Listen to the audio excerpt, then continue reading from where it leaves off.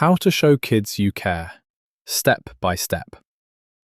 Ahem. Snuffle, sniff.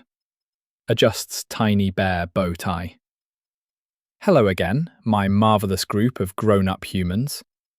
It's your friend Benny the Fuzzy Bear, reporting live from the block corner, where I have survived 14 years of blitterstorms, toddler hurricanes, and one incident involving yogurt and betrayal. Today, I'm here to teach you something very important. How to show kids you care, step by step, so their little hearts say, "Yes, you are my safe human." Ready? Okay, grab your emotional snacks. Here we go. Step 1. Start with tiny signals.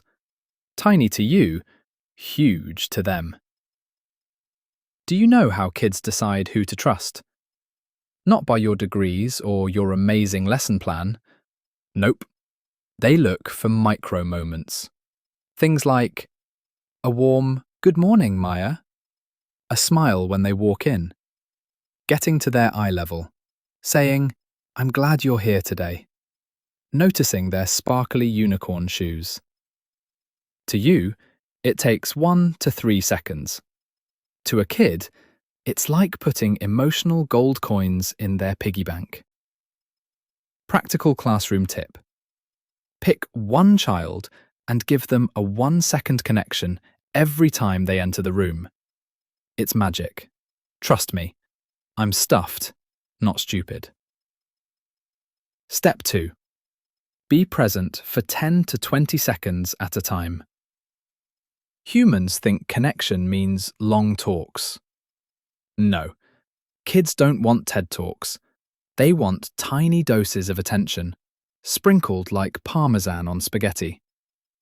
Try this. Stop what you're doing for 10 seconds. Make eye contact. Nod like you care. Say one sentence. Tell me about it. Oh wow, that mattered to you. I see you worked hard on that. That's it. You've just done emotional CPR, connection per relationship. This is called serve and return, but I prefer talk and nod. Step 3. Stay warm and firm during meltdowns, the real test. Okay, now we're entering the storm zone. Kids will test you. Not because they're naughty, but because they need to know, are you safe even when I'm not? This is where warm and firm comes in. Say things like, I won't let you hit. You're safe. I'm right here. You're angry, and we still use gentle hands. I'm on your team. Let's figure this out. Your calm voice becomes their anchor. And if I, a bear who has been launched across the room more than once, can stay calm, you can too. Practical classroom tip. Whisper. Kids have to quiet down to hear you. Step 4. Use rituals to build belonging. Listen, humans, bears are big on rituals. We have hibernation, berry season, and weekly river splashes. Kids need rituals too. Rituals tell them, this place is mine. Try choice greetings, high five, wave, elbow bump. A morning feelings chart. A classroom cheer. A secret handshake. Special jobs, line leader, plant helper, snack captain. Goodbye rituals at pickup. Every ritual is one more thread sewn into the blanket of belonging. Step 5.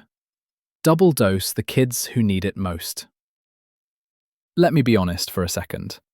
There is always one kid who tests the limits, throws the tantrums, and hides the classroom crayons in their socks. Those kids need the most connection. Why? Because they're not giving you a hard time. They're having a hard time. So give them. Extra eye contact, extra compassion, extra greetings, extra chances, extra reassurance.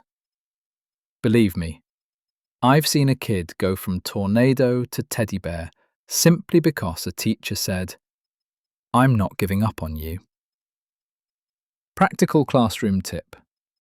Greet this child by name 3 times a day: arrival, midday, and goodbye. Step 6. Repair when you mess up, because you will. Sometimes you'll lose your cool. You're human. Kids survive glue eating, they can survive your imperfect moment. Just repair it. I used a rough voice.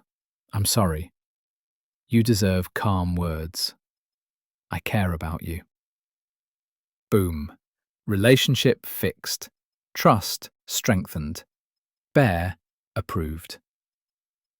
Benny's final fuzzy summary. If you remember nothing else I said, remember this. Kids don't care what you know until they know you care. And caring looks like smiles, eye contact, soft tone, listening rituals, warm and firm limits, patience, repair, and tiny moments that whisper, "You matter here." Do these steps every day, and you'll build a classroom full of kids who feel safe, seen, and ready to learn. Also, snacks. Always snacks. Snuffle sniff. Okay, I need a nap now. Teaching humans is exhausting.